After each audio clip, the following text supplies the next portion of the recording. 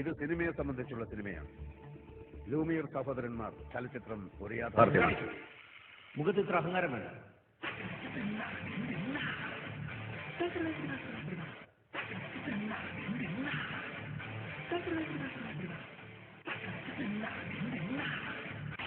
Ladies and gentlemen, when we have to having a ration card, that's why going to their passport. When we have a passport, that's why we are going to only America.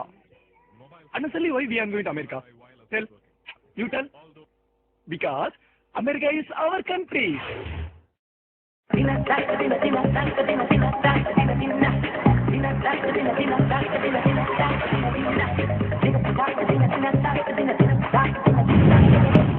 ശൃംഗാരം ചെയ്യൂ. ഇങ്ങനെയാണോ ഞാൻ കാണിച്ചത്? ഇത് പശു ചാണകം ഇടുമ്പോഴുള്ള ഭാവമാണ്. ഞാൻ കാണിച്ചതുപോലെ ഒന്നുകൂടെ കാണിക്കൂ. എന്തിനാണോ ശൃംഗാരത്തിന് ശരീരം മുഴുവനിട്ട് ഇളക്കുന്നത്?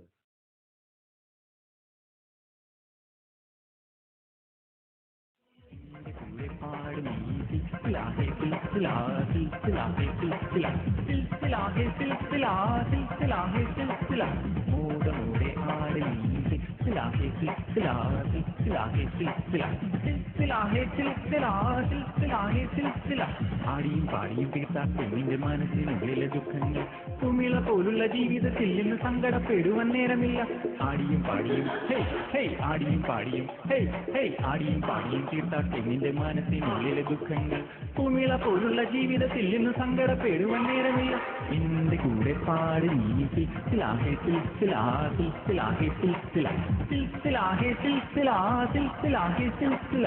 മോദമോടെ ആട് നീ സിൽസിലാഹേ സിൽസിലാഹേ സിൽസിലാഹേ സിൽസില സിൽസിലാഹേ സിൽസിലാഹേ സിൽസിലാഹേ സിൽസില.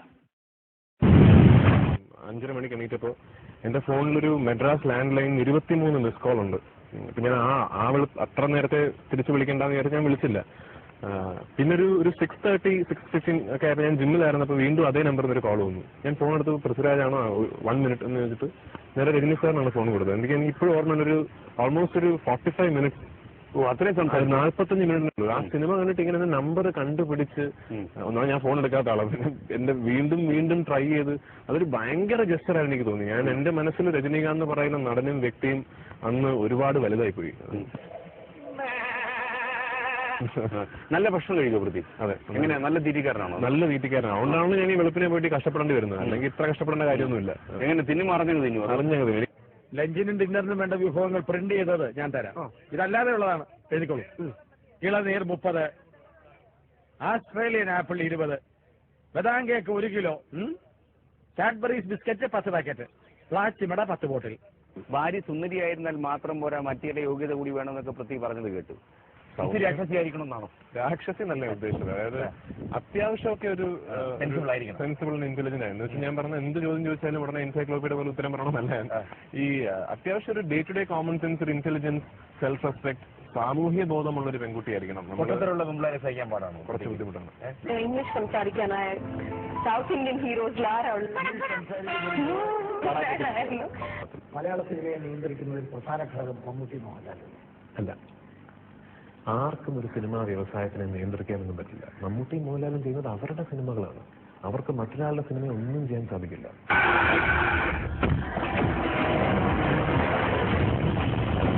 സ്കൂൾ കാലഘട്ടങ്ങളിൽ ഞാൻ എന്താ പറയാ, അങ്ങനെ സിനിമ എന്നുള്ളതിൽ ഞാൻ ചിന്തിച്ചിട്ട് പോലുമില്ല. എന്റെ കുടുംബത്തിലെ ആൾക്കാർക്ക് ഞാൻ നല്ല IPS ഒക്കെ ആയിരുന്നില്ല. അവസ്ഥ IAS പരീക്ഷയുടെ തലേന്നാണ് എനിക്ക് ഫ്ലൂ പിടിപെട്ടത്. എന്റെ മോന്റെ IAS പോയെന്നും പറഞ്ഞ് എന്റെ പപ്പ പൊട്ടിക്കരഞ്ഞത് ഞാൻ ഇപ്പോഴും ഓർക്കുന്നു. 27 വയസ്സുകാരനായ ഞാൻ എന്നെ പറ്റി സംസാരിക്കാം. At the end of the day നിങ്ങളെല്ലാവരും നോക്കുമ്പോൾ ഞാനൊരു പയ്യനല്ലേ, അവന് എന്തെങ്കിലും കുഴപ്പം കാണിക്കുമായിരിക്കും. പക്ഷെ അവനെ നമ്മൾ അവന്റെ സിനിമകൾ, അവൻ കഷ്ടപ്പെടുന്നു, അവന്റെ ഹാർഡ് വർക്ക്, അവന്റെ വോളിയം ഓഫ് വർക്ക്, അവൻ ഒന്നുമില്ലെങ്കിലും ഒരു എന്താ പറയാ, നമ്മൾ കേരളത്തിലെ ഇത്രയും ഒരു കോമ്പറ്റീറ്റീവ് ആയിട്ടൊരു ഫീൽഡിൽ നിന്ന് തെന്നിന്ത്യയിൽ ഒരു വലിയ ഫിലിം മേക്കർ അയാളെ സെലക്ട് ചെയ്തൊരു സിനിമയിൽ ഇട്ടു. അപ്പൊ കുറച്ചൊക്കെ, ഒരുപാടൊന്നും വേണ്ട, കുറച്ചൊക്കെ എന്നെ ഓർത്ത് നിങ്ങൾക്കൊക്കെ അഭിമാനിച്ചാൽ എനിക്ക് വലിയ സന്തോഷം ഉണ്ടാവും. 20 വർഷങ്ങൾക്ക് ശേഷം ഇന്ത്യയിൽ ഒരു 3 ഭാഷകളിലെങ്കിലും വളരെ മുൻനിരയിൽ അറിയപ്പെടുന്ന ഒരു മലയാളി നടനായിരിക്കണം ഞാൻ. കാലിനടിയിൽ നിന്നും മണ്ണൊലിച്ചു പോകുന്ന അവൻ അറിയുന്നില്ല. കഴിഞ്ഞ ആഴ്ച ഇറങ്ങി അവന്റെ 2 പടവും പൊളിഞ്ഞു. എന്നിട്ടും തെമ്മാടിത്തത്തിന് ഒരു കുറവുമില്ല. അപ്പോൾ സരോജ് സാർ ഒന്ന് ഓഫ് ചെയ്യുമോ? ചുമ്മാ വഷളത്തരങ്ങൾ കേട്ടോണ്ടിരിക്കുന്നു. ഇയാളുടെ സിനിമയേക്കാൾ രസം ഇതാ. ദേഷ്യം കളഞ്ഞിട്ട് ഇവിടെ ഇരുന്ന് കാണൂല. മോഹൻലാലോ ശ്രീനിവാസനോ ഒന്നും ഒരു കോമാളിത്തരം കാണിച്ചിട്ടില്ല. ദാസ ഐശ്വര്യത്തിന്റെ വിളിയാണെന്ന് പറഞ്ഞ് പശു കരയുമ്പോ നമുക്ക് ചിരി വരുന്ന അവര് മുഖത്തിൽ ഒന്നും കാണിക്കുന്നില്ല അവര്. പക്ഷെ ആ സീനിന്റെ ഒരു തമാശ നമ്മൾ പൊട്ടിത്തിരിച്ചുമാണ്. പഴശ്ശിരാജ എന്ന് പറയുന്ന സിനിമ കൊട്ടാരക്കര ശ്രീധരൻ നായർ വർഷങ്ങൾക്ക് മുമ്പ് അവതരിപ്പിച്ച അതേ കഥാപാത്രമാണ്. ആ സിനിമയിൽ കുങ്കനായി അഭിനയിച്ചത് സാക്ഷാൽ സത്യനാണ്. ഇപ്പൊ തിരിഞ്ഞു നോക്കുമ്പോൾ അന്നത്തെ കാലത്തും അതുപോലെ കഥാപാത്രങ്ങൾ ഉണ്ടായിരുന്നു, ഇപ്പോഴും വരുന്നുണ്ട്, ഇനിയുള്ള കാലവും വരും എന്നല്ലേ വിചാരിക്കേണ്ടത്? അതാ കുഴപ്പം. അന്നത്തെ കാലത്ത് വന്ന അതേ കഥാപാത്രമല്ലേ ഇപ്പോഴും വന്നിരിക്കുന്നത്. എന്തുകൊണ്ട് ഇന്നത്തെ കാലഘട്ടത്തിൽ വേദികളുള്ള, ഇന്നത്തെ സമൂഹത്തിൽ നിന്നും പ്രതിധ്വനിക്കുന്ന, ഇന്നത്തെ സാമൂഹ്യ രാഷ്ട്രീയ നിലപാടുകൾ ഉൾക്കൊണ്ടുകൊണ്ട് പ്രമേയങ്ങളും കഥാപാത്രങ്ങളും സംഭവിക്കുന്നില്ല? പുതിയ മുഖമോ റോബിൻ ഹുഡോ അത്തരം സിനിമയാണോ? അല്ല, അത്തരം സിനിമകളല്ല. പക്ഷേ പുതിയ മുഖവും റോബിൻ ഹുഡുമാണ് ഇന്ന് വിജയിക്കുന്നത്. നല്ല സിനിമകൾ ഇറങ്ങാത്തത് കൊണ്ടാണ് മിമിക്രി കണ്ട് അവർ കൈയടിക്കുന്നത്. അതുകൊണ്ട് നിങ്ങൾ തീരുമാനിക്കുന്നു നിലവാരം കുറഞ്ഞതേ അവർക്ക് വേണ്ടുവെന്ന്. ഇപ്പം ഞാൻ പറയട്ടെ വൃത്തി, ഇപ്പം മമ്മൂട്ടി മോഹൻലാൽ വിഗ് വയ്ക്കാതെ പുറത്തിറങ്ങിയാൽ നമ്മുടെ പ്രേക്ഷകർ അംഗീകരിക്കില്ല എന്ന് വൃത്തി വിശ്വസിക്കുന്നുണ്ടോ? സംശയമുണ്ട് എനിക്ക്. ഇപ്പോ ലാലേട്ടനും മമ്മൂക്കയും അവരുടെ വാർദ്ധക്യം ഷോ ഓഫ് ചെയ്യാൻ തീരുമാനിച്ചാൽ നമ്മുടെ മലയാളിയുടെ സ്വഭാവം വെച്ച് അയ്യേ എന്ന് പറയായിരിക്കും കൂടുതൽ ആൾക്കാർ. രാജപ്പ വേണ്ട വേണ്ട. ഞാൻ വന്ന് സിനിമാ നടനായതിൽ പിന്നെ എന്റെ സ്വഭാവം മാറ്റണം, എന്റെ സംസാര രീതി മാറ്റണം, ആൾക്കാരോടുള്ള സമീപനം മാറ്റണം എന്നുള്ള പാഠങ്ങൾ ആവർത്തിച്ച് ഞാൻ ഇന്നും ഗുരുനാഥന്മാരെ കാണുന്ന ആൾക്കാർ പോലും എനിക്ക് പറഞ്ഞു തന്നുകൊണ്ടിരുന്നിട്ടും അത് ഞാൻ പഠിച്ചില്ല. ഞാൻ തന്നെ ആയിരുന്നു. അങ്ങനെ ഒരു അന്തർമുഖനായ പൃഥ്വിരാജ് പിന്നെ അഹങ്കാരിയായ പൃഥ്വിരാജ് പിന്നീട് അവൻ രക്ഷപ്പെടൂലെന്നായി. ഇപ്പോ അവര് തന്നെ പറയുന്നു പൃഥ്വിരാജിനെ കണ്ടുപിടിക്കൂ, ആള് സംസാരിക്കുന്ന പോലെ സംസാരിക്കട്ടെ. ആ പറഞ്ഞവനെ ഇങ്ങോട്ട് വിളിച്ചോണ്ടാ അടിച്ചവന്റെ കർണക്കുട്ടി ഞാൻ പൊട്ടിക്കില്ല. ഞാൻ 100% ആവശ്യപ്പെടും എനിക്ക് ഇഷ്ടപ്പെട്ട തിരക്കഥയായിരിക്കണം. യാതൊരു സംശയം വേണ്ട. എനിക്ക് ഇഷ്ടപ്പെടാത്ത തിരക്കഥയാണെങ്കിൽ ഞാൻ അഭിനയിക്കില്ല. ഉദാഹരണത്തിന് എന്നെ പോലീസ് അറസ്റ്റ് ചെയ്യാൻ വരുന്ന ഒരു രംഗമുണ്ടല്ലോ, അത് നടക്കില്ല. അറസ്റ്റ് ചെയ്യാൻ വരുന്ന പോലീസുകാരെ എനിക്ക് ഇടിക്കണം, ഇടിച്ച് നിലം പരിച്ചാക്കണം, എന്നിട്ട് ഞാൻ സ്ലോ മോഷനിൽ നടന്നു പോകും. അപ്പോൾ തിയേറ്ററിൽ ഭയങ്കര ക്ലബായിരിക്കും. പോലീസുകാരെ ഇടിച്ച് സ്ലോ മോഷനും കഴിഞ്ഞ് ഞാൻ നേരെ പോവുകയാണ് DGPയുടെ ഓഫീസിലേക്ക്. എന്നിട്ട് 2 കൈയും നീട്ടി ഞാൻ പറയുന്നു, എന്നെ അറസ്റ്റ് ചെയ്യൂ. ഇന്റർനെറ്റിൽ എനിക്കെതിരെയുള്ള പ്രചരണങ്ങൾ എന്നൊക്കെ പറയുന്നത് ഒന്നുകിൽ അവർക്ക് വേറെ ജോലി കാണില്ല, അല്ലെങ്കിൽ ഉള്ള ജോലി മാറ്റി നിർത്തി അതിൽ നിന്ന് സമയം കണ്ടെത്തി എനിക്കെതിരെ പരാമർശങ്ങൾ ഉയർത്താൻ ഇത്രയും വലിയ എഫേർട്ട് എടുത്ത് ഇത്രയും സമയം കണ്ടെത്തി ഇവർ കഷ്ടപ്പെടുമ്പോൾ എനിക്ക് അത്രമാത്രം പ്രസക്തിയുണ്ട് എന്നാണ് ഒരു രീതിയിൽ ഇവർ പറഞ്ഞു തരുന്നത്.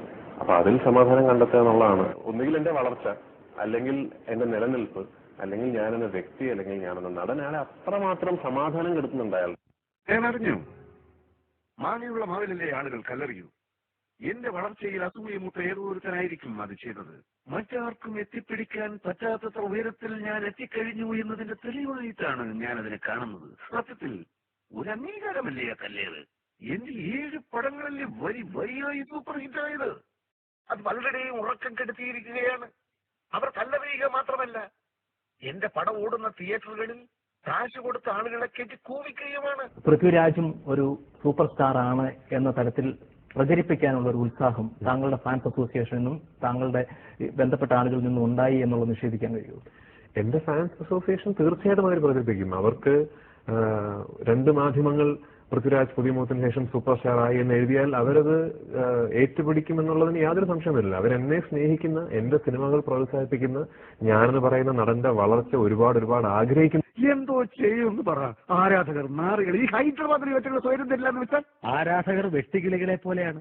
ശല്യം ചെയ്ത് തുടങ്ങുമ്പോ തന്നെ ഓടിച്ചില്ലെങ്കിൽ നമ്മുടെ കൃഷി അപ്പാടെ നശിപ്പിച്ചു കളയും. പാറശാല മുതൽ കാസർഗോഡ് വരെ പടത്തിന്റെ ഒരു 50 ഫ്ലക്സ് വെക്കണം. അതിൽ ഞാൻ മാത്രമേ പാടുള്ളൂ. എന്റെ തല എന്റെ ഫുൾ ഫിഗർ, എന്റെ തല എന്റെ ഫുൾ ഫിഗർ, അങ്ങനെ അങ്ങനെ അങ്ങനെ. എന്നെ താരം എന്ന് വിളിച്ചു തുടങ്ങുന്ന സൂപ്പർ താരം, യങ് സൂപ്പർ സ്റ്റാർ എന്നൊക്കെ വിളിക്കുമ്പോൾ ഏറ്റവും പ്രധാനമായിട്ട് ആ നടൻ മനസ്സിലാക്കേണ്ട കാര്യം, ഞാൻ മനസ്സിലാക്കേണ്ട കാര്യം, ഇതൊന്നും ഞാൻ കഷ്ടപ്പെട്ടുണ്ടാക്കിയൊന്നുമല്ല. അത് ഒരു സ്നേഹത്തിന്റെ പുറത്തൊക്കെ ആൾക്കാർ എനിക്ക് തരുന്നതാണ്. സൂപ്പർ സ്റ്റാർ, മെഗാ സ്റ്റാർ, മറ്റേ സ്റ്റാർ എന്നൊക്കെ പറയുന്നത് എനിക്ക് യാതൊരു, to be very frank, I am being really frank here, എനിക്ക് അതിനെപ്പറ്റി ഒരു താല്പര്യവുമില്ല. ഇതുപോലുള്ള കാട്ടുകള്ളന്മാരുടെ കയ്യിലാണ് ഇപ്പൊ മലയാള സിനിമ. കിട്ടിയേ ചിപ്പി.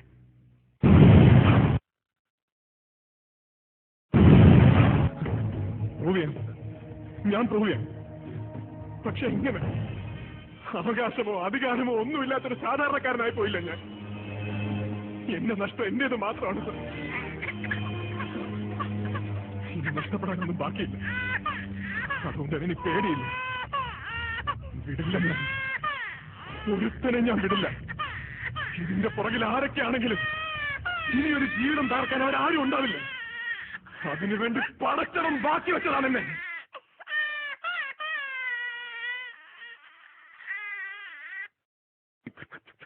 ഇങ്ങനെ കാണിക്കുന്നതാണോ ദുഃഖം? അങ്ങനെയൊന്നും ഞാൻ കാണിച്ചിട്ടില്ല. കാണിച്ചു.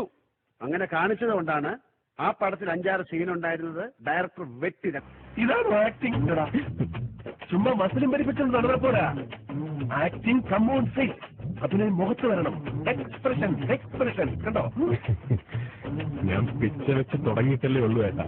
ഏട്ടന്റെ എത്ര ആകുമ്പോ ഞാൻ ഓസ്കാർ വാങ്ങിക്കും. ഓസ്കാർ. ഒത്തിരി ഒത്തിരി സഹിച്ചാണ് ഞാൻ. ഇനി വയ്യ. ഈ സിനിമയെ നശിപ്പിക്കാൻ ശ്രമിച്ചാൽ നിന്നെ കത്തിച്ചു കളയും.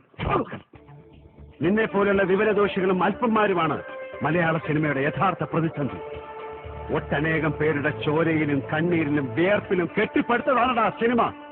അത് നശിപ്പിക്കാൻ നോക്കിയാൽ സമ്മതിക്കില്ല.